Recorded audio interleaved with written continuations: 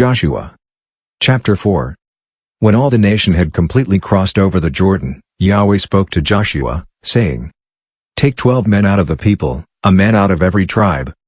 And command them, saying, Take from out of the middle of the Jordan, out of the place where the priest's feet stood firm, 12 stones, carry them over with you, and lay them down in the place where you'll camp tonight. Then Joshua called the 12 men whom he had prepared of the children of Israel, a man out of every tribe.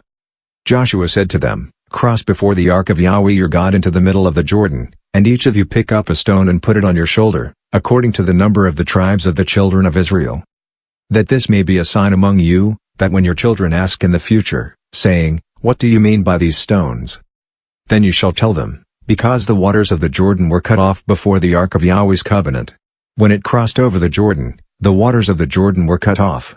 These stones shall be for a memorial to the children of Israel forever. The children of Israel did as Joshua commanded, and took up 12 stones out of the middle of the Jordan, as Yahweh spoke to Joshua, according to the number of the tribes of the children of Israel. They carried them over with them to the place where they camped, and laid them down there.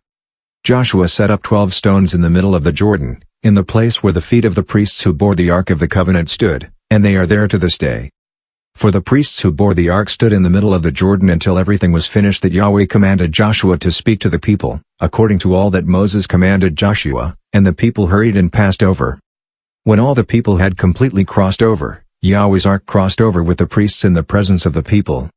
The children of Reuben, and the children of Gad, and the half-tribe of Manasseh crossed over armed before the children of Israel, as Moses spoke to them. About 40,000 men, ready and armed for war, passed over before Yahweh to battle, to the plains of Jericho.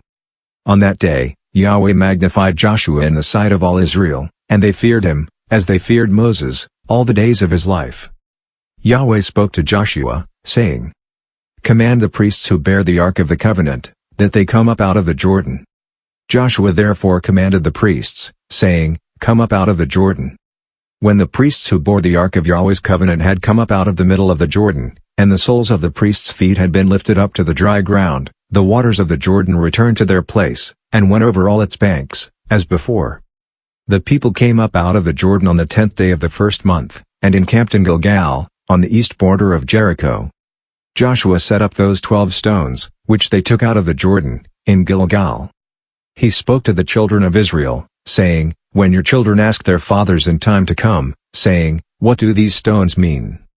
Then you shall let your children know, saying, Israel came over this Jordan on dry land. For Yahweh your God dried up the waters of the Jordan from before you until you had crossed over, as Yahweh your God did to the Red Sea, which he dried up from before us, until we had crossed over. That all the peoples of the earth may know that Yahweh's hand is mighty, and that you may fear Yahweh your God forever.